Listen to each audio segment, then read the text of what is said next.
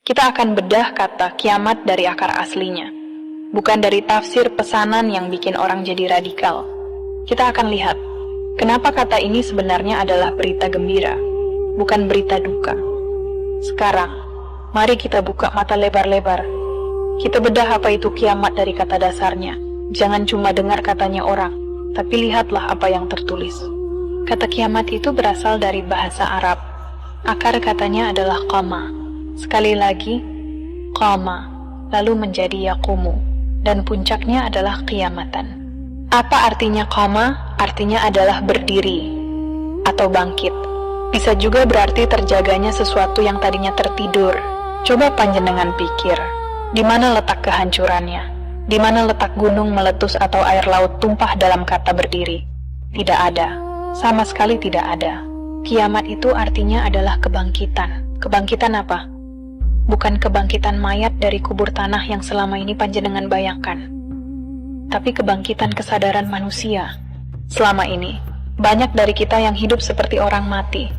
Kita hidup tapi tidak sadar. Kita hidup hanya ikut-ikutan. Kita hidup karena disetir oleh rasa takut. Ketika panjenengan mulai sadar, ketika panjenengan mulai tahu siapa diri panjenengan yang sebenarnya, itulah saatnya panjenengan mengalami kiamat. Panjenengan bangkit dari tidurnya kesadaran. Panjenengan berdiri tegak di atas kaki sendiri. Tidak lagi merangkak minta-minta syafaat kepada manusia yang sama-sama makan nasi. Inilah yang mereka takuti. Para penebar ketakutan itu sangat takut kalau panjenengan kiamat. Mereka takut kalau panjenengan bangkit. Karena kalau panjenengan sudah berdiri tegak dengan kesadaran, jualan ketakutan mereka tidak akan laku lagi. Mereka ingin panjenengan tetap tidur. Mereka ingin panjenengan tetap merasa lemah, supaya mereka bisa terus menyetir hidup panjenengan dengan ancaman-ancaman neraka dan kiamat yang menyeramkan. Panjenengan harus tahu, Gusti Allah itu Maha Pengasih. Beliau menciptakan alam semesta ini dengan penuh cinta.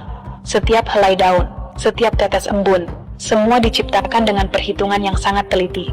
Apakah masuk akal Tuhan yang katanya maha bijaksana tiba-tiba menghancurkan hasil karyanya sendiri hanya untuk memuaskan dendam? Tentu tidak. Itu adalah sifat manusia yang penuh amarah, bukan sifat Tuhan yang maha sempurna. Kiamat yang sesungguhnya adalah titik di mana kebenaran berdiri tegak, di mana kebohongan akan tumbang dengan sendirinya. Itulah kenapa mereka bilang, kalau dunia sudah damai maka kiamat tiba. Maksud aslinya adalah, kalau semua orang sudah sadar dan saling mengasihi, maka selesailah tugas drama penderitaan di bumi ini. Bukan dunianya yang dihancurkan, tapi sistem perbudakan mentalnya yang berakhir. Jadi, kiamat itu adalah hadiah. Kiamat itu adalah kemerdekaan bagi jiwa yang selama ini terpenjara. Sedulur sekalian, mari kita pakai logika yang paling sederhana. Logika orang pasar, logika orang yang tidak butuh gelar tinggi untuk paham kebenaran. Ada penceramah yang bilang, kalau semua orang sudah beragama Islam, dunia akan kiamat. Ini adalah pernyataan yang sangat aneh. Jika Islam itu artinya adalah selamat atau damai, berarti mereka ingin bilang begini, kalau dunia sudah selamat dan damai, maka dunia harus dihancurkan. Bukankah ini sebuah pola pikir yang terbalik? Ini seperti seorang kontraktor yang membangun rumah dengan susah payah. Begitu rumahnya jadi bagus, rapi, nyaman dihuni, lalu si kontraktor malah membakar rumah itu sampai rata dengan tanah. Apakah itu tindakan orang waras? Tentu tidak. Lalu kenapa mereka terus menyebarkan narasi ini? Jawabannya cuma satu, kontrol dan kekuasaan. Mereka butuh musuh agar mereka tetap terlihat pahlawan. Mereka butuh kekacauan agar mereka bisa terus jualan solusi. Mereka takut pada perdamaian yang sejati. Karena dalam perdamaian yang sejati, tidak ada lagi sekat antara aku dan kamu. Tidak ada lagi perdebatan siapa yang paling benar. Yang ada hanyalah kasih sayang.